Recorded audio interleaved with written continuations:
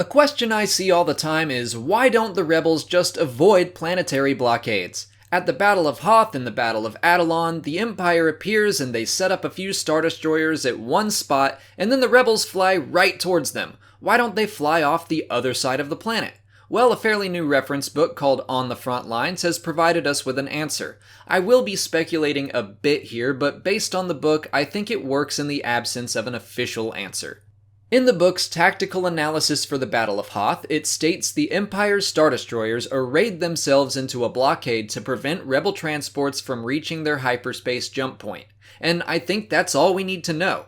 I think many fans, including myself, have been wrongfully assuming rebels could escape in any direction, when I don't think that's actually the case. Well, technically, I think they could jump away following any vector, but at great peril. Like Han told Luke, traveling through hyperspace ain't like dusting crops. Without precise calculations, a ship could fly right through a star or bounce too close to a supernova, and that would end their trip real quick. I don't think we fully understand how complicated and dangerous hyperspace travel is. This topic is a good companion piece to when I talked about making hyperspace jumps out of a gravity well. Yes, it's technically possible, but it should only be done when there are no other options.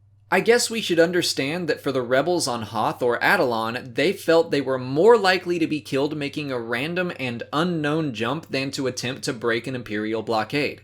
I'd say that makes a lot of sense, especially on Hoth since they have that asteroid field so close by. Most of the time when ships are traveling through hyperspace, they're using known and charted hyperspace lanes. They're basically like highways from planet to planet.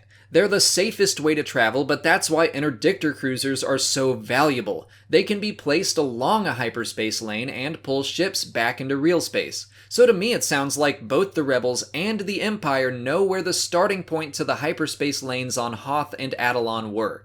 The Empire positioned themselves in between the planet and that point, and the Rebels had to break through. Sure, they could have gone off the other side of the planet, but if they ran at sublight, they would be caught.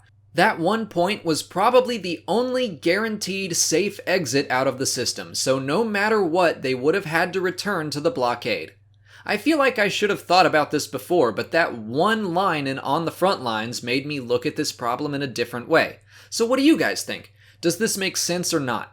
Do you have other questions like this you want me to tackle? Let me know in the comments. If you haven't already, please like this video, subscribe to the channel, follow me on Twitter, Instagram, and Facebook, and consider checking out my Patreon page. As always, thanks for watching, and may the Force be with you.